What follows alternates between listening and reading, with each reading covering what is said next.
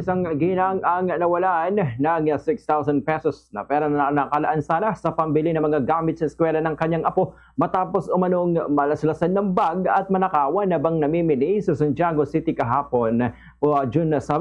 Sa panayam ng buong radyo kawayan kay ginang Rebecca Garcia, residente ng Barangay Banawag Sur, Dipon, Quirino, sinabi nitong kasama niya ang kanyang 7 taong gulang na apo na mamili sila ng mga gamit para sa pagbubukas ng klase ngayong araw ng Lunes. Ayon kay Garcia, kukuha sana siya ng pera mula sa kanyang wallet upang magbayad ng kanilang mga bibilhin ng madiskubre niyang nawawala na ito. Nang suriin niya ang kanyang bag, nakita niyang nalaslas na ito at wala na ang kanyang pitaka.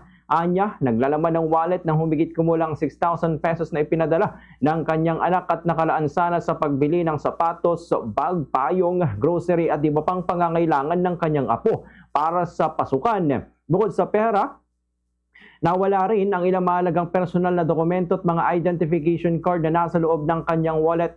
Umaasa naman si Garcia na matutukoy at mahuhuli ang responsable sa insidente upang mabawi ang kanyang mga nawalang gamit. Ganitong bahagi ng pahayag ni ginang Rebecca Garcia.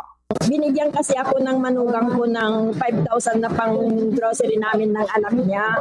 Ngayon po, bumili ako bibili sana ako ng sapatos niya, bag, at saka payong, tapos mga grocery.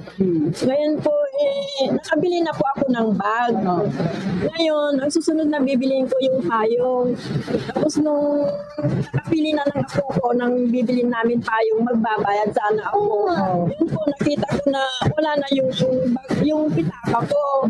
Yung laman nun lahat ko ng ID ko, yung mga senior, RSBSE ko, Pag-ibig, National ID, Barangay ID,